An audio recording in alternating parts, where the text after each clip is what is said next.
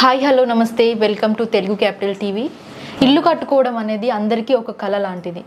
కానీ ఆ కళ నెరవేర్చుకోవడానికి ఏ లోన్స్ పడితే ఆ లోన్స్ తీసుకొని అవి కట్టే సమయానికి వచ్చినప్పుడు తల భారం అయిపోతూ ఉంటుంది.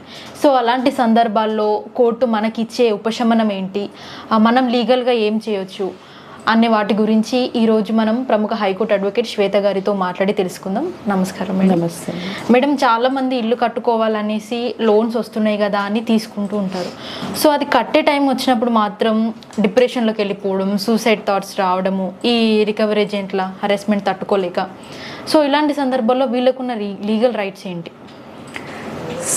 ఏదైతే ఇల్లుల పైన లోన్ తీసుకుంటారో దాన్ని first of all secured loan అంటారు. ఎందుకనంటే మనం ఆ ఇంటిని కానీ ఆ స్థలాన్ని కానీ వాళ్ళ దగ్గర మార్టిగేజ్ చేసి డబ్బు తీసుకుంటూ ఉంటాం. దాన్ని ఫిక్స్డ్ ఈఎంఐస్ రూపంలో కన్వర్ట్ చేసుకుంటాం, ప్రిన్సిపల్ ప్లస్ ఇంట్రెస్ట్. చాలా మందికి తెలియని విషయం ఏంటి అని అంటే మొదటి రోజు నుంచే మనము ప్రిన్సిపల్ కట్టేస్తున్నాము అని అనుకుంటూ ఉంటారు. కానీ 10 ఏళ్ళ తర్వాత చూస్తే కూడా మనం కట్టాల్సింది చాలా అమౌంట్ కనిపిస్తూ ఉంటుంది.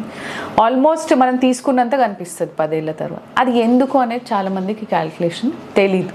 ఓకే, తీసుకునేటప్పుడు ఇల్లు కొనుక్కోవాలి అనే ఆనందంలో తీసుకుంటారు, కానీ ఆ తర్వాత ఆ లోన్ ఎంత భారం అయిపోతుంది అనేది చాలామంది ఆలోచించారు. మొదటి 10 ఏళ్ళు మీరు ఏదైతే ఇంటి లోన్ తీసుకుంటారో ఆ 10 ఏళ్ళు ఇప్పుడు ఒక లెటర్సే ఒక 20 ఏళ్ళకి మనం లోన్ పూర్తిగా తీర్చాలి అనుకున్నాం. ఓకే 50 లక్షల రూపాయలు తీసుకున్నారు అనుకోండి. మొదటి 10 ఏళ్ళు మీరు ఆ 50 లక్షలకి ఇంట్రెస్ట్ మాత్రమే ఎక్కువ అమౌంట్స్లో కడతారు. దాంట్లో ప్రిన్సిపల్ చాలా తక్కువ క్లియర్ అవుతుంది.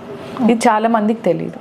అందుకే వెనక్కి తిరిగి 10 ఏళ్ళ తర్వాత చూసుకున్నప్పుడు కూడా ఏంటి, నేను తీసుకున్నది 50 లక్షలే, మళ్ళీ ఇప్పుడు నేను కట్టాల్సి ఉంది ఇంకా 50 లక్షలు ఉంది, ఇది ఎలా పాసిబుల్ అని అనుకుంటారు. 50 లక్షలు తీసుకుంటే మీరు 20 సంవత్సరాలు పెట్టుకున్నట్టయితే అది ₹1,00,00,000 అవుతుంది. సో మొదటి 10 ఏళ్ళు మీరు కట్టేది ఇంట్రెస్ట్, సెకండ్ హాఫ్ ఏదైతే ఉంటుందో నెక్స్ట్ 10 ఏళ్ళు అది కట్టేది most of the times principal ఉంటుంది. సో ఈ ఈఎంఐ అనేది చాలా భారం అయిపోతుంది. ఒక 3-4 ఇయర్స్ వరకు వాళ్ళకి హ్యాపీగానే ఉంటుంది. కానీ ఈ లే ఆఫ్స్ వల్ల కానీ లేకపోతే కెరీర్ సరిగ్గా ఉండకపోవడము, ఏదో ఫైనాన్షియల్ క్రంచెస్ రావడము, హెల్త్ పాడైపోవడము, అలా వాళ్ళకి ఖర్చు అయిపోయినప్పుడు యూజువలీ బ్యాంక్ ఏం చేస్తుంది, వాళ్ళకి డౌట్ఫుల్ ఎసెట్ అనుకున్నప్పుడు వీళ్ళు కంటిన్యూస్గా లేదు అని అంటే అప్పుడప్పుడు 3 టైమ్స్ ఎప్పుడైనా బౌన్స్ చేసినట్టయితే, అంటే రైట్ టైంకి పేమెంట్ చేయకుండా లేట్ పేమెంట్స్ చేసినా కానీ కంటిన్యూస్గా 3 టైమ్స్ చేసినా కానీ అది ఎన్పిఏ కిందకి కన్వర్ట్ చేసుకుంటారు. దానికి ఒక చట్టం ఉంది. వీళ్ళు బ్యాంకర్స్కి రికవర్ చేసుకోవడానికి సెక్యూర్డ్ లోన్స్ని వీళ్ళకి సర్ఫేసీ యాక్ట్ అనేది ఒకటి ఉంది.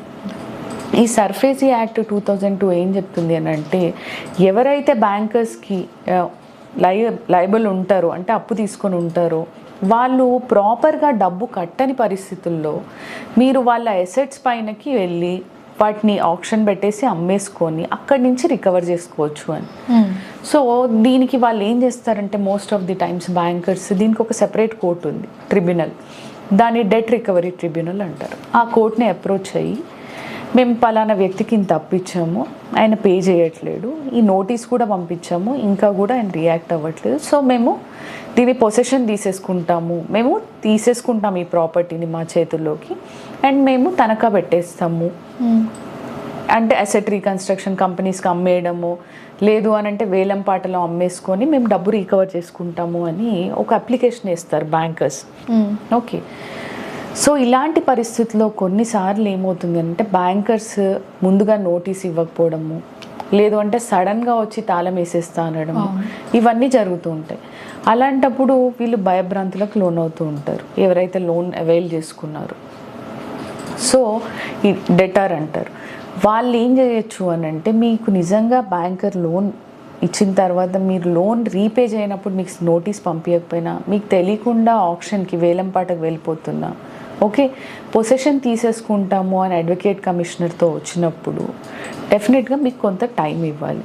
ఆ టైం స్పాన్లో మీరు కోర్టుని అయితే అప్రోచ్ అయినప్పుడు డెఫినెట్గా కోర్టు మీరు కంప్లై చేస్తా అంటే స్టే ఇస్తుంది. ఓకే, దాని తర్వాత కొన్ని ఏళ్ళు సాగుతుంది.